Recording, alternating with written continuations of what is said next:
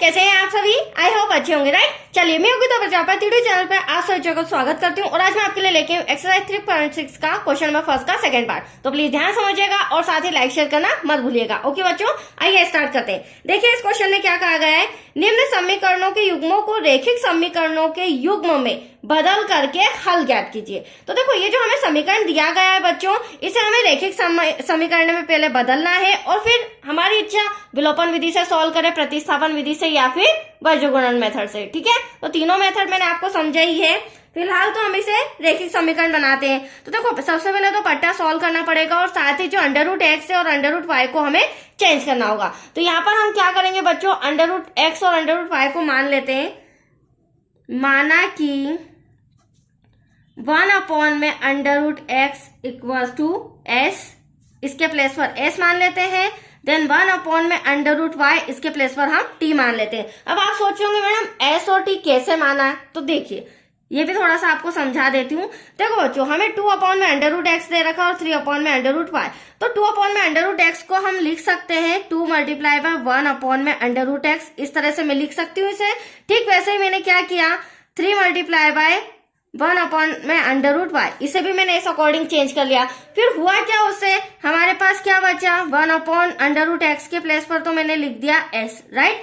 और यहाँ पर 1 में √y के प्लेस पर तो हम t लिख देंगे। ठीक है, तो हमारे पास बचा क्या, 2 और s और 3 और t। तो इस तरह से जब हम s और t में इसकी मान बदल देंगे तो हमारा इक्वेशन सिंपल हो जाएगा, मतलब कि रैखिक समीकरण बन जाएगा। देखिए कैसे, 2 तो हमारा एज इट इज ऐसा का ऐसा, राइट? 1 √x के प्लेस पर हम क्या लिख देंगे, s, तो ये आ गया सिंपल 2s प्लस 3। ठीक वैसे ही 3 हमारा ऐसा का ऐसा, देख रहे होंगे आप, और 1 में √y के प्लेस पर लिख दिया हमने t इक्वल्स टू 2 ऐसा का ऐसा। ये आ गई हमारी सिंपल इक्वेशन, रैखिक समीकरण।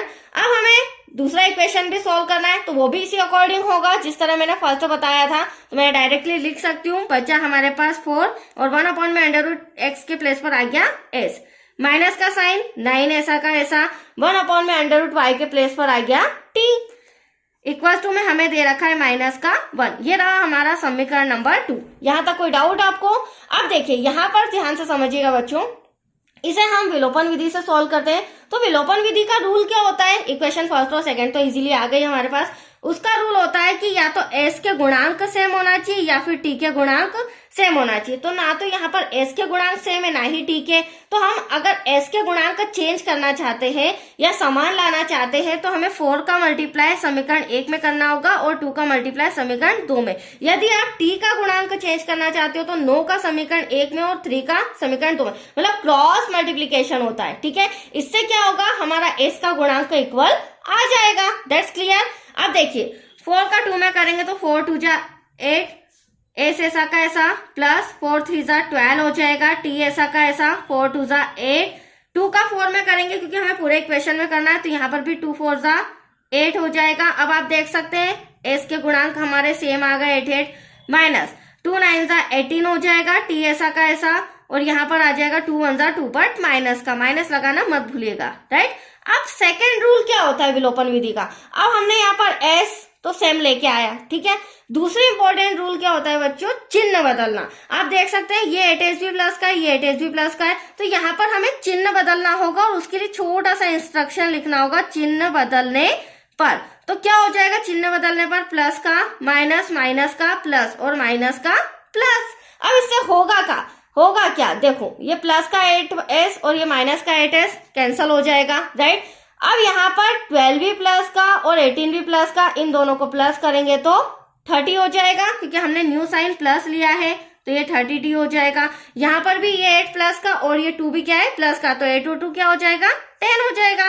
अब हम t इक्वल्स टू निकाल लेते हैं, तो देखिए t इक्वल्स टू क्या हो जाएगा 10, तो ऐसा का ऐसा बच्चों, इंटू का 30 कहाँ जाएगा डिवाइड में, तो आप देख सकते हैं 0 से 0 कैंसिल, एटलीस्ट हमारे पास बचा t इक्वल्स टू 1/3। तो t का मान तो हमारा आ चुका है। अब हमें s का मान भी निकालना है, तो t का मान हम समीकरण 1 या 2 किसी में भी रख के s का मान ले आते हैं। That's clear. तो चलिए यहाँ पर मैं लिख लेती हूँ इंस्ट्रक्शन, t का मान समीकरण 1 में रखने पर। अब समीकरण 1 क्या है बच्चों, वो है हमारा 2s प्लस का 3t इक्वल्स टू में 2। तो 2 ऐसा का ऐसा, s ऐसा का ऐसा, 3 ऐसा का ऐसा, बट t के प्लेस पर क्या आ जाएगा 1/3। यहां तक कोई डाउट आपको? 2 ऐसा का ऐसा। अब देखिए 2s यहाँ पर 3 से 3 कैंसल, क्योंकि इनटू में है दोनों तो कैंसिल हो जाएंगे बच्चों।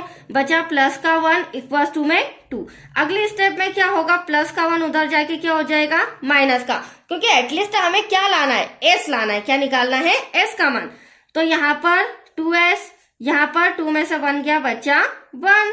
अब इसे अगर सॉल्व करें तो देख सकते हैं 1 ऐसा का ऐसा, इंटू का 2 कहाँ आ जाएगा डिवाइड में। तो हमारा s और t तो आ चुका है। अब आप सोचोगे मैडम आंसर आ चुका है, सम खत्म, तो सम अभी फिनिश नहीं हुआ है बच्चों। क्यों? क्योंकि s और t को तो हमने माना था, ठीक है। एक्चुअल में हमें क्या दे रखा है, 1 में अंडर रूट, मतलब अंडर रूट x और अंडर रूट y दे रखा है। तो अभी हमें s और t का मान रख के अंडर रूट x और अंडर रूट y का मान निकालना होगा, ठीक है। जो सम में दिया रहता है उसी का आंसर हमें सॉल्व करना होगा। तो देखिए 1 में अंडर रूट x को हमने माना था s, राइट, और 1 में अंडर रूट y को माना था हमने t। तो अब आप देख सकते हैं s का मान आपके सामने कितना है बच्चों, 1/2। यहां मैं लिख देती हूँ, ठीक है। ऐसे ही 1 में अंडर रूट y, t का मान कितना है यहाँ पर हमारा 1/3 आया था, वो मैंने लिख दिया। अब क्या करेंगे, क्रॉस मल्टीप्लीकेशन। क्रॉस मल्टीप्लीकेशन करने में 2 1 2 और अंडर रूट x 2 1 2 आ जाएगा। ठीक वही ट्रिक यहाँ भी करेंगे। तो अंडर रूट y ऐसा का ऐसा और 3 1 3। अब हमें रूट भी हटाना है, मतलब कि अंडर रूट हटाएंगे तो क्या लग जाएगा, स्क्वायर लग जाएगा, क्योंकि हमें सिंपल x और सिंपल y का मान चाहिए। तो x इक्वल्स टू क्या हो जाएगा बच्चों, 2 2 4। तो आप देख सकते हैं x का मान मैंने ले आया, ठीक है। ऐसे ही 3 का 3 में मल्टीप्लाई करेंगे, 3 3 9। अब आप आपके एनसीईआरटी बुक में चेक करेंगे, that's your answer, x equals to 4 then y equals to 9। तो आया आपको समझ में? ये सम भी कंप्लीट हो चुका है। नेक्स्ट वीडियो मिलेगा इसी का 3rd पार्ट। ओके बच्चों, थैंक यू।